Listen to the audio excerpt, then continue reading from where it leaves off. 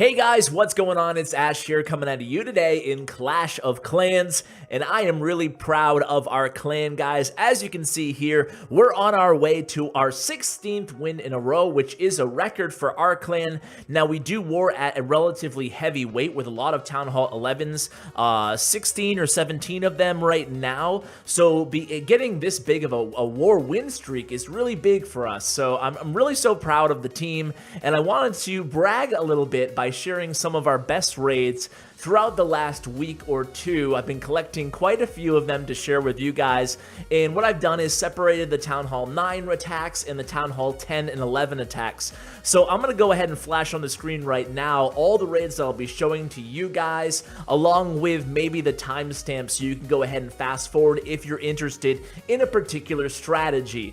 So the first raid we're going to share is from this war, and it's by ER Lifesaver, who's really one of our best Town Hall 11 attackers.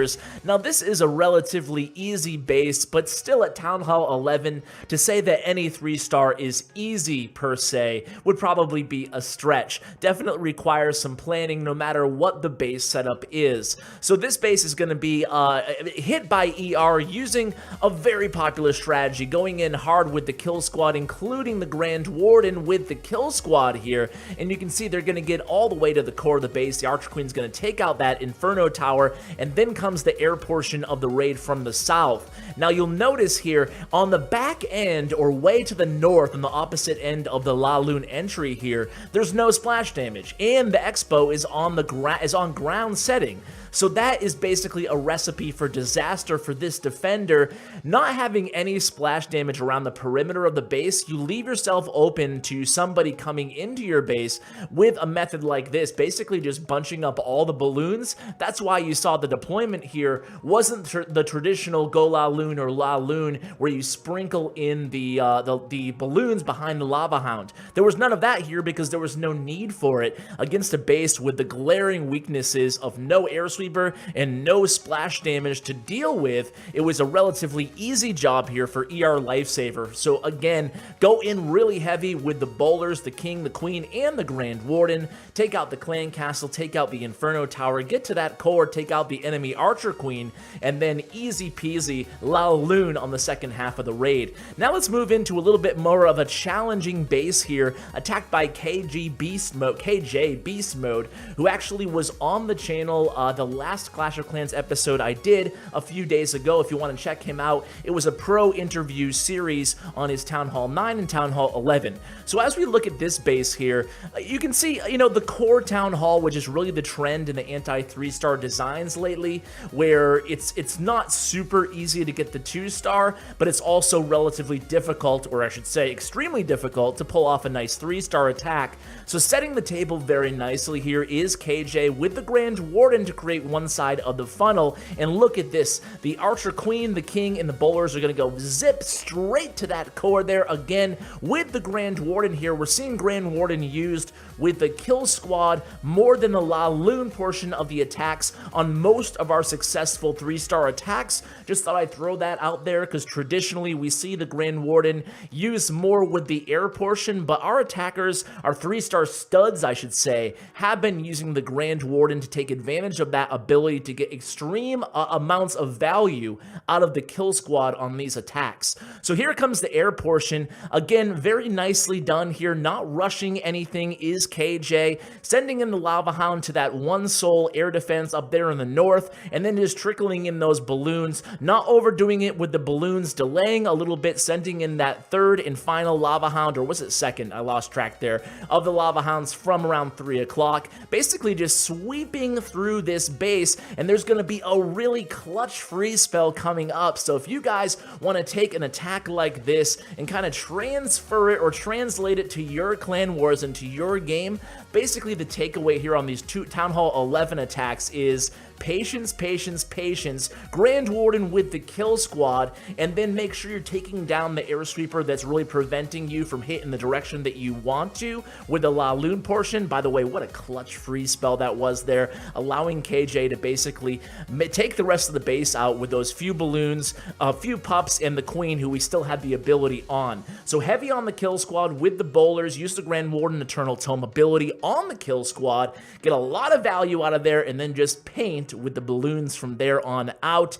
Usually seeing at least one free spell used, especially if the Inferno Towers are on multi, because again, you're using the Eternal Tome ability of the Grand Warden on the kill squad, so you're going to need that free spell to try to mitigate the damage done by the multi-target Inferno Towers. So now we're moving on to Town Hall 10 attacks. We're going to end with the attack of the week. It's actually a 3-star against a Town Hall 11 by a Town Hall 10 by Slayer, one of our best attackers. So that's going to be a treat for you guys at the end of this episode. But speaking of treats, this is a really nice blueprint against any ring base here by Blue, okay? So when I say any ring base, I mean Town Hall 11 as well. I shared this strategy probably a month or two ago, probably even longer now actually, and I haven't really revised it because it doesn't need any revision. It's a very basic strategy here. What you want to do is get the queen going, allow her to go on an elongated queen walk along the perimeter of the core of a base, or the perimeter of the core, the perimeter of a base. What you're going to want to do is get your Valkyries to the core of the base by establishing a really wide funnel, using the queen for one half of the funnel, using the bowlers and the king for the other half.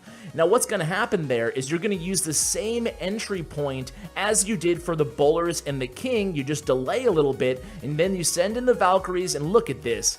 Just so easy. If you do the strategy like this correctly, in the words of Mr. Miyagi, no can defend. No can defend, okay? So the thing is you're guaranteed a 2-star if you execute this correctly, and then you have a great shot at getting a 3-star as well. Even against a Town Hall 11 base, using the same principles. In the show notes below, I'll go ahead and link that video if you were curious. It's probably got about 3 or 4 of these exact same method attacks being used against Town Hall 11 bases as well. So just a beautiful method to do against any ring base that has the perimeter like that. You know, against the double ring bases, it gets a little bit more tricky. You have to establish more firepower to the funnel. Make sure you get the queen inside the base on her portion of the funnel, because you have to break through 2 layers of structures of walls. So that only works against the bases with that really, really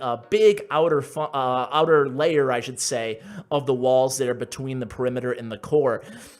Moving on to this next attack here, again by Blue, and you'll notice that he starts out with 3 golems, and you can do that at Town Hall 10 still, not having to worry about the Eagle Artillery activation, so you can devote 90 troop space to golems right off the bat, establish a really wide funnel. You can see that he used 8 wizards to really make sure he nailed that funnel there, and look at all these balloons.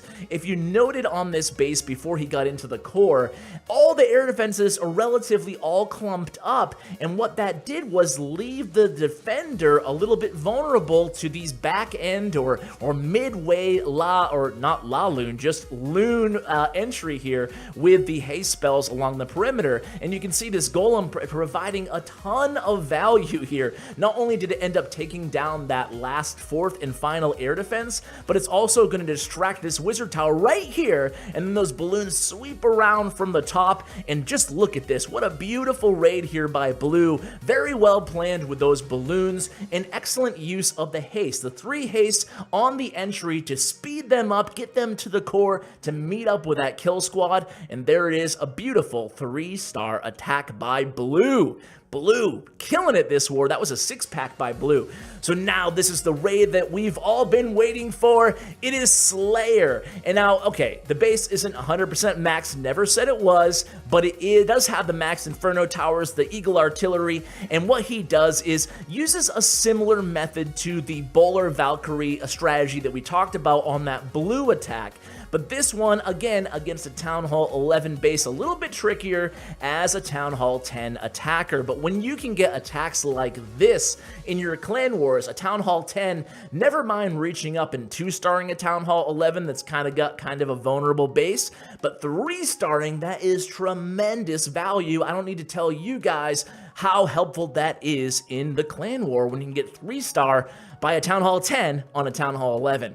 So the Queen getting a lot of value here, getting about 15% or so percentage off the base with the Queen around 3 o'clock here, triggering that clan castle. Gonna go ahead and drop a poison on the clan castle and then just be very patient on the Queen. Now, Slayer does make a critical decision that we're gonna get to in the second half of this raid that really secures the 3-star, which could have otherwise been a high percentage 2-star. It requires a lot of discipline and fast thinking, so we're going to talk about that. Has to involve the usage of his last rage spell. But here comes the other entry, the other side of the entry. Meanwhile, the Queen just kind of going to town on that clan castle, just chipping away here. She's going to engage and take down the Barbarian King. The Valkyries are going to go right into the core of the base. The bowlers have done their job along with the P.E.K.K.A. around the northwest, heading that direction there. The P.E.K.K.A.'s going to die. So is that baby dragon there. Sends in the baby dragon, trying to get a little bit more value, take out maybe the Archer Tower,